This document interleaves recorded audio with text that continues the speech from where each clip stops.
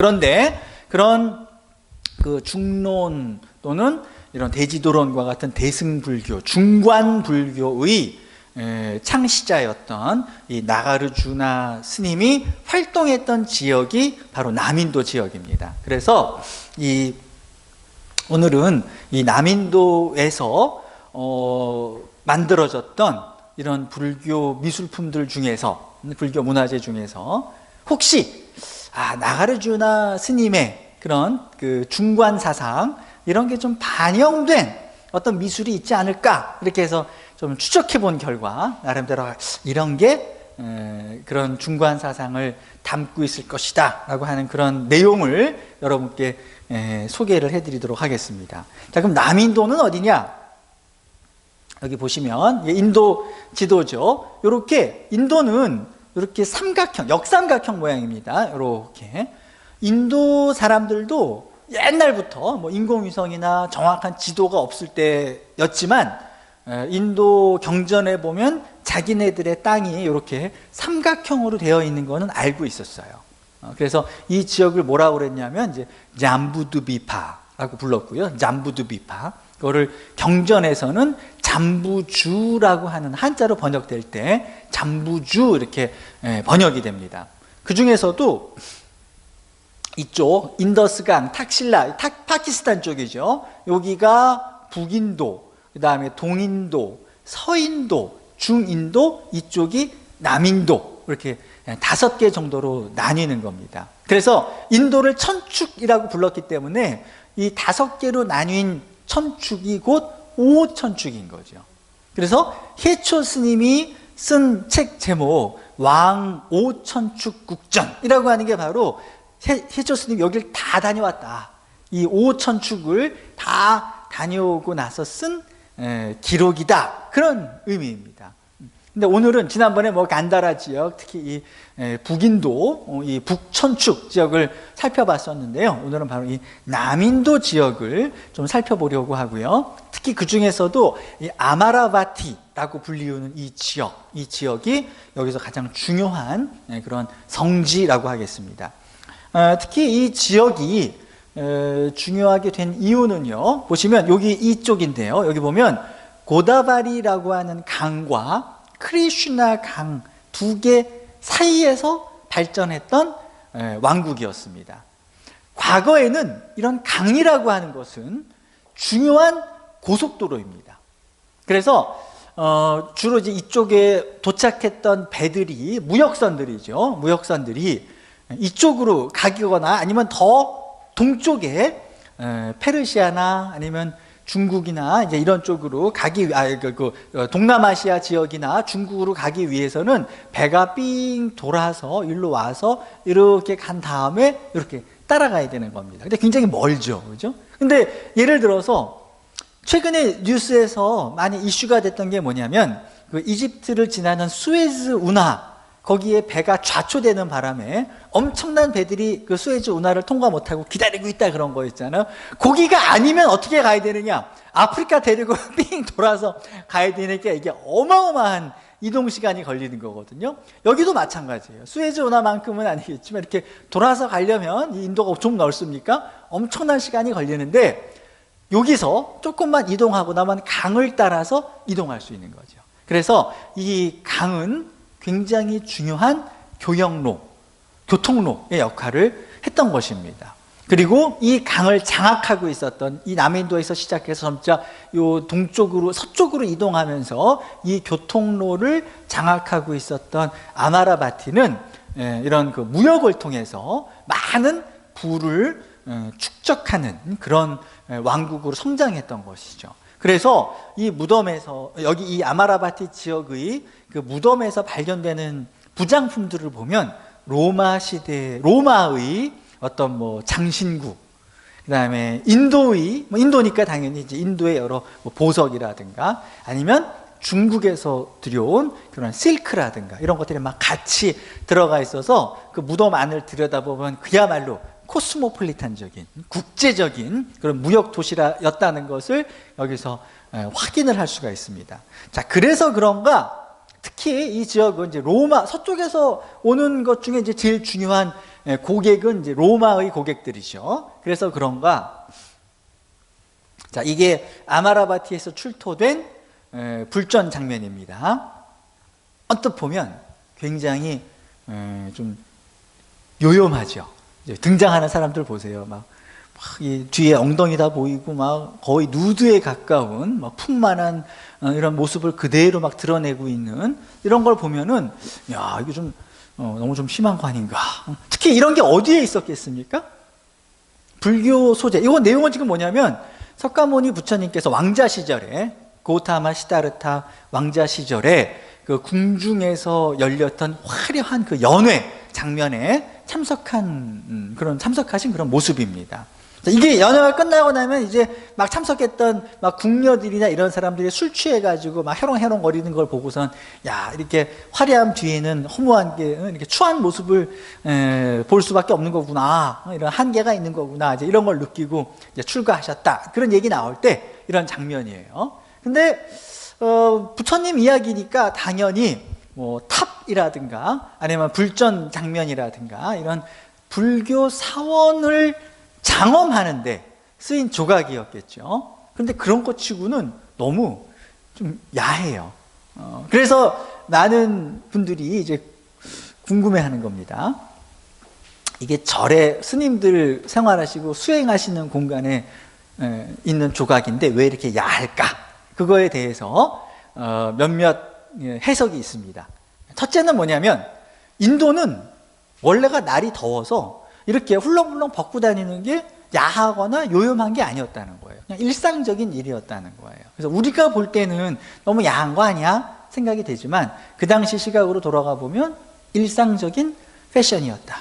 전혀 부끄러운 게 아니었다 라고 하는 해석이 하나 있습니다. 그거는 조금 이해할 수가 없습니다. 아무리 날씨가 덥다고 그래도 그렇지, 더우면 여러분 인도에서 정말 날씨가 덥다고 저렇게 하고 다니면 다 타겠죠, 그죠? 그래서 그 옆에 이란만 해도 더운 날씨에 옷 막 칭칭 터번 쓰고 막 가리고 다니잖아요. 강렬한 햇빛 아래에서는 오히려 몸을 가려야지 저렇게 훌렁훌렁 벗고 다니다가는 잘못하면 그냥 전부 몸이 다 그냥 구워져 버린단 말이죠. 그래서 그건 좀 이해할 수가 없고요. 그리고 인도의 기후가 뭐 옛날이나 지금이나 그럴 텐데 인도에서 정말로 사람들이 저렇게 벗고 다녔느냐? 예전에도 저렇게 벗고 다니지는 않았습니다. 그래도 문명화된 곳인데 정말 저렇게 벗고 다녔겠습니까? 꼭 그런 건 아닙니다. 그럼 다른 가능성을 좀 생각해 보자는 거죠. 그래서 어떤 분들이 얘기하는 거는 저거는 스님의 정신훈련용이었다.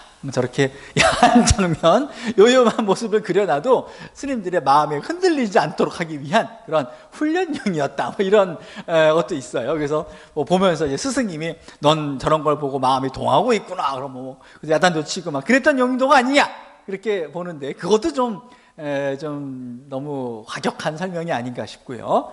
자, 이거를 조금만 바꿔보면 충분히 설명이 되는 이야기입니다. 자, 뭐냐? 르네상스 시대에 미켈란젤로가 바티칸 성당 안에 있는 시스틴 그 예배소 채플 안에 천장화를 그렸습니다. 근데 그 그림들 보면 다 몸이 어떻게 돼 있죠? 전부 누드입니다. 전부 누드예요. 자, 그러면 그걸 보면서 우리가 야, 르네상스 시대, 미켈란젤로 시대에 사람들은 이탈리아가 날씨가 좋다 보니까 다 저렇게 벗고 다녔구나, 그렇게 생각하나요? 이탈리아 사람들 날씨 참 좋긴 하지만 그렇게 벗고 다니지 않았습니다. 그죠? 그렇다고 해서 거기에 그려놓은 누드화들이 당시 교황이나 사제들의 정신훈련용이었느냐, 그거 보고 뭐 신부님이나 이런 사람들이 마음이 흔들리지 않도록 자꾸만 단련하는 그런 용도였느냐, 그거 아니죠. 왜 미켈란젤로나 그 시대의 작가들은 그런 그림을 그릴 때 누드로 그렸을까요? 왜 그러냐면 당시 그런 화가들이 그렸던 그림들은 대부분 그리스 로마 신화를 소재로 하거나 아니면 성서의 이야기를 소재로 하고 있었어요. 그래서 그 당시에는 누드로 그렸다는 것은 이게 두 가지입니다. 하나는 인간의 이야기가 아니라는 거예요. 옷을 입고 있는 사람들이 막 그러고 있으면 이게 그냥 인간의 이야기입니다. 그러나 옷을 벗고 있는 사람이 등장할 때는 아, 이거는 그냥 인간이 아니구나, 이건 신들의 이야기구나 하는 이야기입니다. 두 번째로는 신들의 이야기 중에서도 까마득하게 오래전 이야기라는 것을 보여주는 겁니다. 그리스 로마 신화도 그렇고 창세기도 그렇고 전부 까마득히 오래전 이야기들입니다. 그래서 오래된 이야기이고 신들의 이야기다라고 할 때는 저렇게 누드로 표현하는 겁니다. 자, 그런 전통은 인도에서도 마찬가지였기 때문에 벌써 이런 모습으로 등장할 때는 저걸 요염하다, 야하다 이렇게 보는 게 아니라 저거는 우리와 같은 이 시대 인간들의 이야기가 아니라 오래전에 어떤 전설적인 영웅들의 또는 신적인 그런 존재의 이야기구나, 사람들은 금방 알 수 있었던 것이죠. 그래서 이런 걸 보면서 왜 그랬을까? 어떻게 보면 우리는 서양 문화에는 굉장히 익숙하기 때문에 성서의 이야기, 그리스 로마 신화의 이야기에 누드가 등장하는 것은 어색하게 생각하지 않는데, 아시아 미술, 특히 이제 인도에서 이런 불교 미술에서 누드가 등장하면 왜 저러지? 라고 생각하기 쉬운 거죠. 그러나 같은 개념입니다. 전부 어떤 초월적인 존재들의 까마득한 오래전 이야기, 호랑이 담배 먹던 시절의 이야기다라는 것을 보여주는 게 바로 이런 방식이었어요. 자, 그런데 이런 방식이 이제 조금 더 이 남인도에서 주목되는 이유는 여기에 등장하는 사람들의 몸이 그냥 늘씬늘씬해요. 키도 훤칠하고 크고 막 이런 모습이에요. 자, 그런데 가만히 보시면은요, 이런 조각이 어디서 왔을까? 그리고 조각이 굉장히 입체적이죠. 거의 안으로 깊이 파들어가서 여기 있는 이 인물들이 독립된 하나의 조각인 것처럼 입체적으로 보이고요. 그 다음에 인물과 인물들이 겹쳐 있는데 그 공간 개념에 대한 표현이 아주 사실적이에요.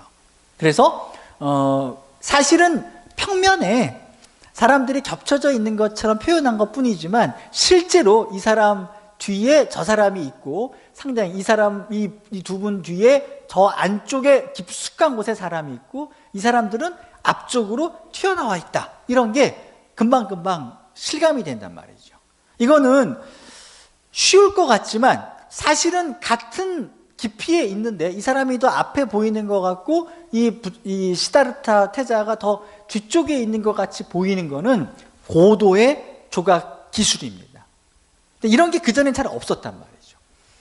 근데 어디서 이렇게 복잡한 부조 기법을 배워왔는가 생각해 보면 바로 이런 겁니다. 로마의 석관에 여러 그 신화 속의 인물들을 막 포함하고 그러면서 인물들이 복잡하게 같은 평면이지만 깊이 있고 겹쳐진 중복된 공간에 있는 것 같은 이런 로마 시대의 석관들, 이런 조각 기법이 남인도의 로마 무역을 통해서 전해진 것입니다. 그리고 실제로 이 남인도 지역에는 로마나 그리스 상인들이 많이 와 있었어요. 그냥 물건만 보내는 게 아니라 이제 워낙 교역이 많아지다 보니까 이런 그 말하는 무역 사무소라고 할까요? 그런 게 만들어지는 거예요. 그리고 무역 사무소에 와서 상주하는 로마인, 그리스인 이런 사람들이 나중에는 불교에 귀의도 합니다. 그래서 그 이 지역에 석굴사원이나 이런 데 보면 그리스나 로마 글자로 이렇게 누가 여기다 시주했다 이런 내용도 막 들어가는 거예요. 그래서 여기에 살던 유럽인들을 통해서 유럽의 이런 석관 기술도 그대로 전해졌던 것으로 생각이 됩니다. 상당히 닮았어요, 이런 조각 기법이. 자, 더군다나 이 당시에 로마인들이 인도에 와 있었던 제일 중요한 이유는 인도의 물건을 수입해 가기 위해서도 있었지만 더 중요한 거는 바로 실크 교역이었습니다. 당시 중국은 뭐 말을 사올 때라든가 아니면은 뭐 옥을 사올 때라든가 그런 다른 나라 문화, 다른 나라 지역에서 여러 특산물들을 사올 때 제일 그 중요하게 그 교환의 수단으로 삼았던 것이 바로 비단, 실크였습니다. 그러다 보니까 우리가 고대의 그런 교역로를 뭐라고 부르냐면 실크로드라고 부르는 거죠. 근데 그 비단이 건너가서 하나의 그 집결지라고 할까요? 그 집결지가 바로 이 인도였고요. 그 인도 중에서도 되게 이런 그 바닷길, 무역과 육로를 같이 겸할 수 있었던 이 아마라바티 지역이 굉장히 중요한 그 비단 시장이었던 것 같아요. 자, 그래서 그럴까요? 자, 부처님께서 입고 계신 가사를 보면 이게 남인도의 불상이 입고 있는 가사입니다. 어떻습니까? 이거 보면 간다라 지역의 부처님이 입고 있는 옷은 우리가 만져보진 않았지만 그 재료를, 옷의 재질을 만진다고 한다면 되게 두꺼워요. 그래서 아마도 광목이나 면이나 뭐 그런 재질의 옷을 지금 입고 계신 것이 아닌가 그런 생각이 들거든요. 자, 근데 이 옷은 요거는 옷감이 뭘 것 같으세요? 이게 비단인 겁니다. 비단은 어떻죠? 얇아요. 그죠? 얇고 몸에 착 감겨요. 근데 몸에 착 감기더라도 이게 기분 나쁘게 감기는 게 아니라 정전기가 일어나서 감기는 게 아니라 이게 무게 있게 탁 떨어지는 것 같으면서 포근하게 몸을 감싸주는 거. 이게 비단의 특징이죠. 자, 이렇게 비단이 몸을 감싸다 보니까 특히 여성들에게 인기가 많았던 겁니다. 왜냐? 몸을 감싸주니까 물론 몸매를 좀 숨기고 싶은 사람도 있겠지만 자기가 좀 몸매에 자신 있다 그러면 어떻게 했어요? 몸매를 드러내주는 거예요. 거기다가 옷감이 얇으니까 어떤 효과까지 있을까요? 요즘으로 말하자면 시스루, 비쳐 보이는 그런 기능까지 있는 거예요. 이게 좀 자신 있는 여성의 경우에는 자신의 몸매를 뽐낼 수 있는 너무나 완벽한 옷감이었던 겁니다. 그러다 보니까 이걸 누가 많이 찾았느냐? 로마의 여성들이 이 실크를 너무나 좋아한 거예요. 그래서 막 앞다투어서 이 실크를 수입해 가는 겁니다. 근데 당시 뭐 지금은 어때요? 우리가 한국이나 뭐 이런 데서는 이태리 명품을 수입하려고 막 직구도 하고 막 거기서 막 사오고 막 이러잖아요. 그죠? 그때는 반대였어요. 이탈리아 로마에서 중국의 비단을 사기 위해서 야, 어떻게 하면 좀 싸게 사올 수 있을까? 어떻게 하면 대량으로 싸게 사다가 여기 와서 비싸게 이익을 남길 수 있을까? 막 그런 생각을 할 때였었단 말이죠. 근데 비단을 직접 사오기는 너무 어려우니까 중간 거쳐서 결국은 로마로 오지 않겠습니까? 근데 여기서 말하는 거친다라는 게 뭐냐면 한번 어디를 거칠 때마다 가격은 어떻게 될까요? 오르는 거죠, 계속. 그러니까 이게 그 거치는 게 적을수록 로마에 오면 싸게 살 텐데 워낙 여러 군데를 거치다 보니까 이게 가격이 비싸지는 거예요. 근데 다행히도 배를 타면 그 거치는 데를 좀 적게 거치면서 올 수 있었고 백길이 발전한 게 결국 그런 겁니다. 어떻게 보면 대량으로 이동할 수 있는 것도 있지만 육로를 통하면은 작은 지역들을 거칠 때마다 세금을 내야 되는데 이제 바닷길을 이용하면 항구 몇 군데 걸쳐 올 때만 세금을 내면 되니까 훨씬 그 경비를 줄일 수 있었던 거죠. 그래서 이 아마라바티 지역에 비단이 집결을 했고 거기서 비단을 사가지고 이제 로마로 가져가려고 하는 로마의 상인들이 막 바글바글 대고 있었던 거죠. 그래도 비쌌어요. 그래서 얼마나 비단이 비쌌던지 아마 수요가 많으니까 더 비싸겠죠. 아무리 많이 가져와도 로마의 모든 여성들이 꿈꾸는 게 실크 옷을 입는 거니까 그래서 너무 비단을 로마인들이 막 사오느라고 이 나라 경제가 어려울 정도였어요. 그래서 그 당시 그 로마의 어떤 유명한 정치인이자 문인이었던 그 키케로가 그런 말을 했다고 그래요. 로마 여성들의 비단 옷이 살랑살랑 거리고 있을 때 로마의 경제는 휘청휘청거리고 있다. 그 정도로 막 사람들이 비단을 막 사갔다는 거예요. 그래서 한때 비단 수입 금지법을 로마 의회에서 의결을 하려고 했었어요. 근데 로마 여성들의 이제 반대로 이제 무산됐다는 거죠. 오죽 남자들은 뭐 그렇게 이제 비단에 관심이 없으니까 금지시켜가지고 야 이거 우리 집사람이 자꾸만 비단 옷 사달라고 그래가지고 그러지 않아도 돈 나가서 지금 아주 골 아픈데 법적으로 그냥 금지시켜버리자 그랬었는데 아마 이제 로마 여성들이 엄청 반발을 했던지 그것도 이제 무산되고 막 그랬었어요. 그래서 이 비단 수입을 통해서 이 아마라바티는 중개 무역을 통해서 많은 부를 축적하고 있었습니다. 그게 어떻게 보면 그런 비단 시장, 이게 하나의 그 아마라바티의 상징 같은 거였겠죠. 그래서 부처님도 이렇게 입고 계시는 가사를 보면 뭐 마투라, 간다라, 남인도로 보자면 가장 럭셔리한 가사를 입고 계신 부처님은 이 남인도 부처님이신 것 같아요. 그래서 그런가 옷이 굉장히 얇은 게 느껴지죠. 그리고 부처님의 몸매도 쫙 드러나고 있어요. 그래서 역시 비단의 중심지답게 부처님도 이런 비단 실크 가사를 입으신 것 같은 그런 모습을 볼 수 있습니다. 자, 그런데 그 아마라바티의 가장 핵심은 이 아마라바티 대탑이라고 하는 거대한 이런 탑이 있었던 자리입니다. 지금은 이제 발굴해서 이 정도까지는 되어놨는데 그래도 많이 훼손된 거죠. 좀 멀리서 보면 이제 이런 모습인데요. 이렇게 둥그렇게 돌 울타리가 쳐져 있었고 이 위에 거대한 수주파가 있었습니다.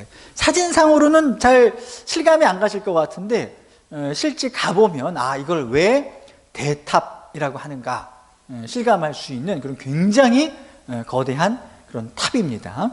자, 근데 이런 탑들의 그 특징이 하나 있는데요. 지금 여기서는 잘 안 보이는데 예를 들어서 인근에 나가르주나콘다 아마라바티에서 그렇게 멀지는 않습니다. 근데 이제 그 나가르주나콘다에도 역시 마찬가지로 동일한 형태의 거대한 탑이 세워져 있는데 이런 탑의 특징은 여기 보세요. 뭐가 이렇게 뭔가 구조물 같은 게 보이시죠? 안쪽에. 이걸 제가 지금은 제가 드론이 있는데 그때 드론이 없었어요. 이제 위에서 못 찍었어요. 아쉬웠는데 다음에 가서 한번 찍어보려고요. 근데 그건 안 됐지만 대신 좀 작은 탑의 위를 찍었습니다. 이렇게. 자, 같은 구조예요. 방금 보신 이 탑이나 아마라바티 대탑이나 아니면 나가르주나콘다의 이런 탑도 전부 이제 이런 구조예요. 보시면 결국 어떤 구조냐면 바퀴살 구조예요. 가운데에 네모난 방을 만들고 이렇게 프레임을 만들어서 둥그런 형태의 탑을 만들었던 겁니다. 자, 근데 북인도나 아니면 중인도 지역에서는 이런 탑들이 없어요. 진짜 불교가 막 한참 오래전부터 발전했던 지역은 탑의 내부가 이렇게 생기지 않았어요. 어떻게 생겼느냐? 처음에는 조그만 돌무지였어요. 그러다가 그 위에다가 돌을 막 덧붙여가지고 좀 더 큰 스투파를 만드는 거예요. 그리고 조금 지나고 나면 또 큰 스투파를 만드는 거예요. 이게 그 도시들마다 경쟁에 붙은 겁니다. 유럽도 그 성당을 누가 더 높게 쌓느냐 이거 가지고 막 도시들끼리 경쟁했어요. 심지어는 어떤 도시에서 야 우리 성당 요번에 70m로 만들자 하니까 옆에 있는 도시에서 야 우린 60m인데 그러면 옆에 도시가 더 성당이 크다는 거 아니야? 야 우리는 그러면 60m짜리 성당을 개조해가지고 75m로 만들자. 그러니까 70m로 만들기로 했던 도시에서 야 우리 옆에 있는 도시 이기려고 70m로 하려고 했는데 쟤네들이 75m로 만들면 야 우리는 이거 너무 우리가 높이 세우는 의의가 없지 않느냐. 우리는 설계 변경해서 76m로 만들자. 막 이런 거예요. 그러니까 이제 원래 75m로 세우려고 했던 곳에서는 야 이거 이러다가는 또 우리가 또 지게 되니까 그렇다고 높이 더 쌓기로 하면은 옆 동네에서 그거 알고 또 높이 쌓을 거 아니겠어요? 한두 끝도 없다. 우리는 포기한 척 하자. 그리고 그냥 75m로 만드는 척 하면서 77m로 만들자. 그래서 이제 몰래 만든 거야. 그래서 이쪽 도시는 야 저쪽은 75m 포기했대. 그리고 76m로 만들었더니 막상 뚜껑 열어보고 나니까 77m로 만들어. 우리가 이겼지. 막 이런 식인 거예요. 그래서 이게 그 성당의 높이 경쟁, 규모 경쟁 이런 게 막 치열했었습니다. 근데 인도도 마찬가지예요. 스투파의 규모를 가지고 어떤 왕이 어떤 이제 뭐 도시 책임자가 와가지고 야 우리 이게 부처님 스투파가 옆 동네 스투파보다 좀 작은 것 같다. 우리도 체면이 있지 좀 더 키워야 되는 거 아니겠느냐. 그리고 원래 있던 탑에다 막 더 씌우는 거예요. 그러면 이제 옆 마을에서는 야 저쪽은 확장했대. 질 수 없지. 또 확장하는 거예요. 그러면서 마치 양파 껍질처럼 스투파 위에 스투파 또 스투파 또 스투파 이렇게 막 쌓여 있는 거예요. 이게 오래전부터 만들어져온 스투파의 특징입니다. 그러다 점차 커지는 거예요. 근데 이렇게 바퀴살처럼 돼 있다는 건 뭘 의미하느냐? 이거는 조그만 거에서부터 시작해서 커졌다는 얘기가 아니라 처음부터, 애초부터 크게 만들었다는 거예요. 왜 그럴까요? 아무래도 부처님께서 실제로 활동하셨던 중인도 지역이라든가 아니면 이제 북인도 지역보다 불교가 조금 늦게 시작하면서 이런 대형 스투파를 자기도 만들고는 싶은데 이미 후발주자인 거죠. 그러니까 아마 이런 형태로 애초부터 속을 꽉 차게 하면 너무 힘이 많이 드니까 속을 약간 비우면서 프레임을 만들어서 더 뚝딱뚝딱 큰 스투파를 만들기 위해서 이런 구조가 나왔던 것이 아닌가 이렇게 생각이 됩니다. 그런데 이렇게 만드는 구조, 소위 말하는 바퀴살 형태로 이런 큰 스투파의 프레임을 만드는 이런 구조는 어디서 왔느냐? 이게 황제 아우구스투스, 초대 황제죠. 그 황제의 무덤입니다. 마우솔레움이라는 게 로마 황제 무덤을 얘기하는 건데요.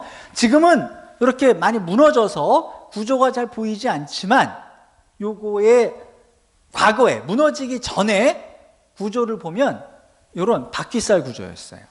그래서 이런 바퀴살 형태의 구조로 원형 구조물을 쌓는 방식, 이런 것도 아마 로마인들의 이런 그 마우솔레움, 무덤을 만드는 이런 기법에서 온 것이 아닌가 추정해 볼 수 있는 거죠. 근데 마우솔레움도 무덤이었고 스투파라고 하는 것도 사실상 원래의 의미는 무덤이라고 그랬죠. 그죠? 아마 같은 개념에서 비록 이제 여기는 위가 평평한 것이고 인도의 스투파는 이렇게 동그란 형태이기는 했지만 같은 구조를 가지고 대형 구조물을 빨리 만들어내는 이런 거에서 그 착안을 했던 것이 아닌가 이렇게 생각이 듭니다. 요거는 아마라바티 그 대탑을 보러 가시면 이렇게 그 실제는 무너져 있으니까 그 옆에 있는 박물관에 원래는 이런 모습이었다 이렇게 그 복원 모형을 만들어 뒀습니다. 그런데 보시면 입구가 4군데예요. 이렇게 입구가 벌써 원래 간다라 지역의 탑이나 이런 경우는 입구가 보통은 한쪽이었어요. 계단으로 올라가서 돌고 내려오는 것이. 근데 아마도 이렇게 4군데의 출입구가 뚫려 있다는 것은 이미 석가모니 고타마 시다르타 부처님 한 분이 아니라 벌써 사방에 뭔가 이렇게 불법이 있고 부처님이 있고 그런 지금 우리가 이야기하는 어떤 사방불, 뭐 동쪽에는 약사불, 서쪽에는 아미타불 이런 게 이제 대승불교 개념이죠. 그런 것이 반영돼서 4개의 어떤 그 대칭적인 동서남북으로 펼쳐나가는 이런 형태도 벌써 그 수초파 자체에서 어떤 기존과는 다른 한쪽 방향을 향하고 있었던, 주로 어느 방향이냐면 동쪽입니다. 왜냐하면 석가모니 부처님께서 보드가야에서 동쪽을 보면서 깨달음을 얻으셨기 때문에 원래 불교 성지는 동쪽을 중심 방향으로 하고 있어요. 부처님이 바라보시는 각도가. 반면에 그 힌두교 성지는 서쪽을 향하고 있는 경우가 많아요. 둘이 반대죠. 그리고 실제로 그 의식을 거행할 때도 불교는 우리 지금도 일요일에 절에 갈 때 주로 법회를 언제 하나요? 아침에 하죠. 부처님이 깨달음을 얻으셨던 아침이 더 중요한 시간이었고 떠오르는 해를 보면서 수행을 한다는 거, 그런 게 중요했던 것 같아요. 그런데 이제 힌두교나 브라만교는 기본적으로 불을 피워서 재물을 태워서 신께 드리는 그런 의식이 힌두교나 브라만교의 중심되는 의례입니다. 자, 불은 낮에 피워야 폼이 날까요? 밤에 피워야 폼이 날까요? 밤에 피워야 돼요. 그래서 혹시 인도 가보신 적 있으신가요? 거기 겐지스강에 가면 뿌자 의식이라고 해서 막 의식을 하죠. 막 불 피워놓고 뭐 하죠. 대부분 저녁 때 밤에 하는 겁니다. 그래서 그런 의도에서 주로 지는 태양을 보면서 뭔가 의식을 했던 브라만교나 아니면 이제 뜨는 태양, 부처님이 깨달음을 얻으셨던 동쪽을 바라보면서 깨달음을 얻었던 그런, 그걸 이제 이어서 동쪽을 주로 바라봤던 그런 불교 사원과의 어떤 그 차이점이라고 볼 수 있습니다. 근데 여기서는 이제 사방으로 그런 입구를 내고 있다는 점에서 이 좀 차이점이라고 볼 수 있고요. 그 다음에 이 주변에 쭉 둘러가면서 돌 난간, 토라나와 난순, 그 메디카라고 하는 그런 입구는 토라나, 이런 울타리는 이제 메디카라고 하는데요. 그런 곳에다가 여러 장식을 이렇게 부처님의 일대기와 여러 장엄 문양을 집어넣은 이런 구조물로 되어 있었던 개념입니다. 자, 그런데 여기 보시면 요 탑에 사람이 들어가면 이게 그 탑돌이를 하게 되겠죠. 탑돌이를 하는 요 벽면마다 이러한 설법도 판이 붙어 있었던 거예요. 탑에. 자, 근데 이런 작은 구조들이 여러 개가 이제 붙어 있는 겁니다. 아마도 우리가 지금도 절에 가면 그 기와 시주하는 게 있죠, 그죠? 그러면 이제 그 기와장 하나에다가 이건 누가 시주합니다 해서 기와 올리는 거죠. 아마 그런 개념이었던 것 같아요. 이런 판넬 하나하나당 누가 시주하는 사람들이 있어서 이런 판넬들을 쭉 이렇게 집어 넣으면서 공덕을, 시주를 이렇게 받는 그런 게 있었던 것 같아요. 또는 기둥. 실제로 아까 그 메디카라고 하는 울타리 있었지 않습니까? 그 울타리에 요 기둥은 누가 시주한 것이다. 옆에 있는 기둥은 누가 시주한 것이다. 이런 게 다 있어요.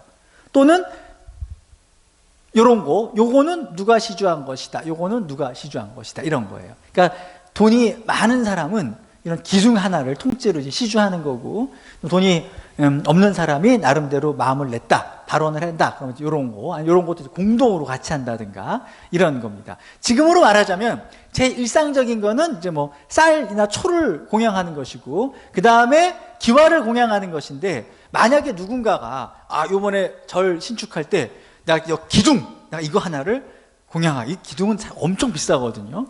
내가 공양하겠어. 이런 거랑 비슷한 거예요. 더 비싼 부재는 뭐냐면 대들보. 엄청나게 이제 무겁고 힘을 받아야 되니까 내가 대들보를 시주하겠어. 이런 거랑 마찬가지인 거예요. 그래서 이런 부재마다 시주하는 사람들이 다 이제 있었던 것이죠. 근데 이제 그런 과정에 이런 부조 판넬도 아마도 누군가 이제 재력 있는 분들이 이렇게 시주했던 것으로 생각이 됩니다. 자, 그런데 언뜻 보면 여기 스투파가 있고, 그죠? 아까 복원된 아마라바티 탑하고 거의 비슷한 형태죠, 그죠?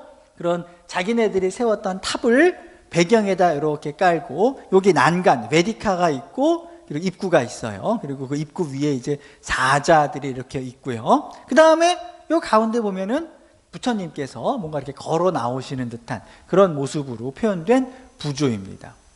자, 이게 아마라바티의 아주 상징적인 조각입니다. 나가르주나 콘다도 그렇고요. 자, 그런데 그냥 보면 그냥 수두파가 있고 그 앞에 부처님이 서 계시는구나 이렇게 볼 수 있지만, 자세히 보면 이거는 기존과는 완전히 다른 굉장히 혁신적인 아이디어를 품고 있는 조각이라는 겁니다. 어떤 의미에서 그러느냐. 자, 요게 뭐죠? 요게 스투파죠, 그죠?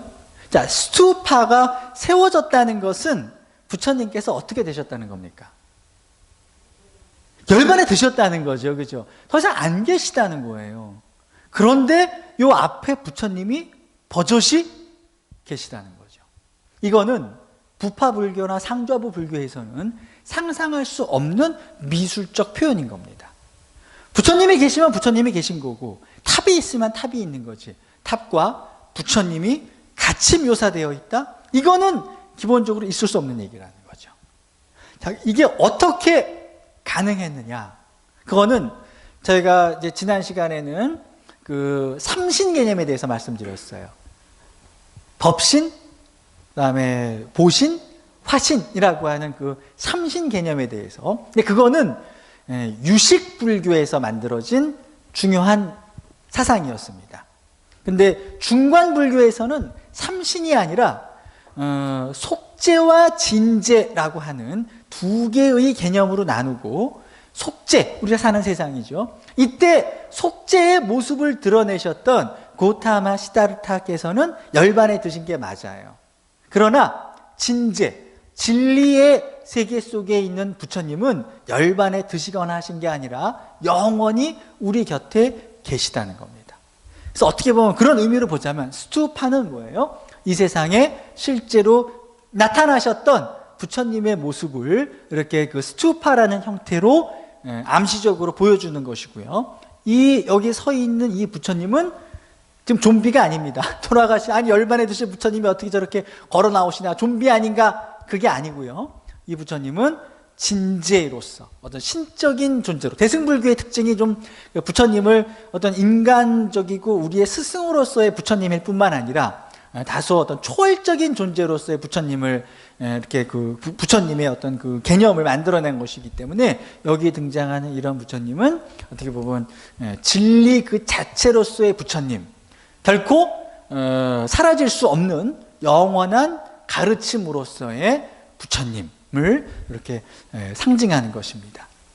그래서 이런 개념이 기존엔 없었던 탑과 부처님을 함께 묘사하는 이런 개념은 대승불교에서, 특히 이 중관학파에서 이야기했던 이재, 속재와 진재라고 하는 두 개의 개념으로 세상을 나누고 부처님의 불신을 구분해서 바라보는 이런 사상이 있었기 때문에 나타날 수 있었던 새로운 도상이라는 것입니다. 자, 그래서 이 아마라바티가 이 나가르주나라고 하는 용수 스님께서 활동하셨던 곳일 뿐만 아니라 이런 새로운 불교 미술에서 바로 그런 나가르주나 스님의 새로운 생각들이 반영된 그런 미술이 만들어졌다는 점에서 이게 바로 대승불교 미술의 어떤 중요한 시작이구나라고 하는 것을 짐작할 수 있습니다. 자, 이것이 이제 어떻게 이후에 발전해 나가는가, 이 부분에 대해서 잠깐 쉬었다가 또 이어서 설명드리도록 하겠습니다. 잠깐 쉬겠습니다.